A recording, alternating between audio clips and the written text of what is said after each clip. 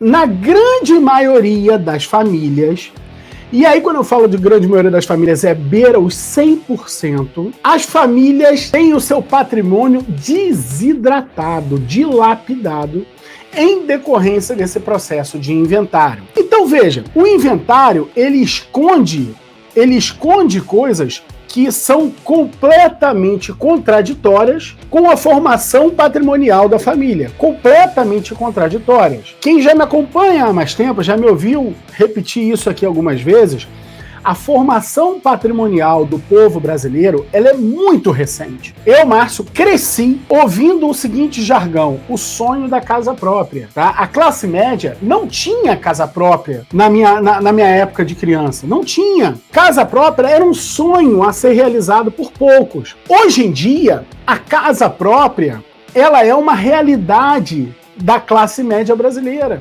Ela é uma realidade da família brasileira. É difícil você ver nos dias de hoje uma pessoa com 80 anos de idade, por exemplo, 70 anos de idade, com 60 anos de idade já é difícil, uma pessoa com essa idade dizer pra gente assim, olha, não, o que eu recebi por causa do inventário do meu pai. É difícil.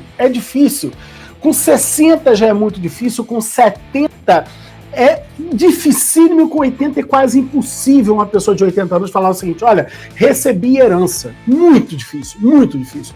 É a exceção da exceção no Brasil. O que é muito comum é você ver famílias com patrimônio que pode ser uma casinha, pode ser um grande imóvel, pode ser uma fazenda, pode ser um conjunto de bens muito grande, pode ser uma verdadeira fortuna, mas pessoas com essa idade, não importa o patrimônio, vamos dizer 70, 80 anos de idade, que dizem pra gente o seguinte, olha, eu construí tudo do zero. Todo o meu patrimônio foi construído do zero. Então veja, nesta época dessas pessoas que construíram seu patrimônio do zero, nunca se ouviu falar que o inventário poderia ser um problema. Só se trabalhava. As pessoas só trabalhavam, as pessoas só produziam, as pessoas só formavam patrimônio. E de que maneira elas formavam patrimônio? Elas formavam patrimônio da maneira como elas foram ensinadas pelos seus pais e pelos seus avós e pelos seus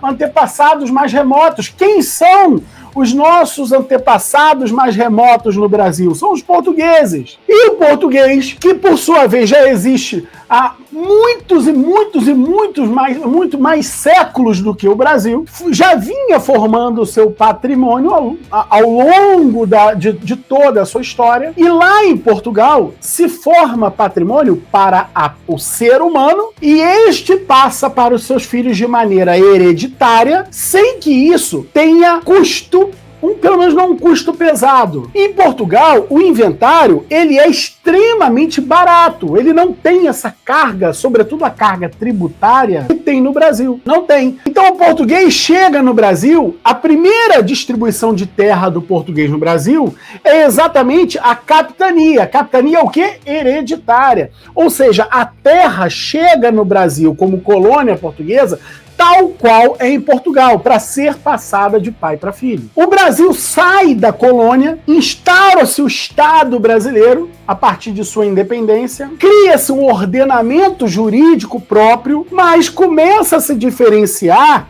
do ordenamento de Portugal e começa a adotar um regime, inclusive tributário, muito peculiar, muito próprio.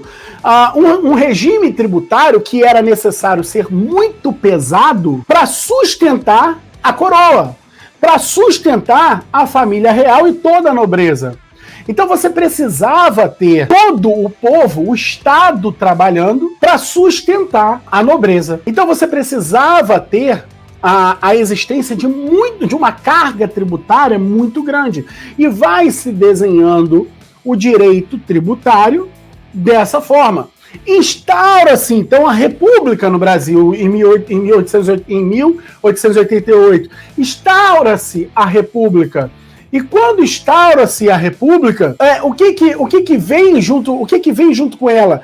Vem também a mesma regra de se colocar ali o Estado, o povo brasileiro tendo que sustentar, agora não mais a nobreza, mas os órgãos todos da República. Sempre um Estado muito caro, sempre uma concepção no Brasil de que o Estado, para ser presente, precisa ter um conjunto de elementos, sobretudo elementos humanos, muito caros. E a gente tem que sustentar tudo isso. A gente tem que sustentar, por exemplo, a senhorinha que vira pro filho e fala assim: filho, acorda, tá na hora de você acordar para ir para a escola. Para ir para a escola o quê? Para estudar, para passar num concurso público e ser alguém. Percebe como essa visão, ela tá fazendo a roda girar num sentido que não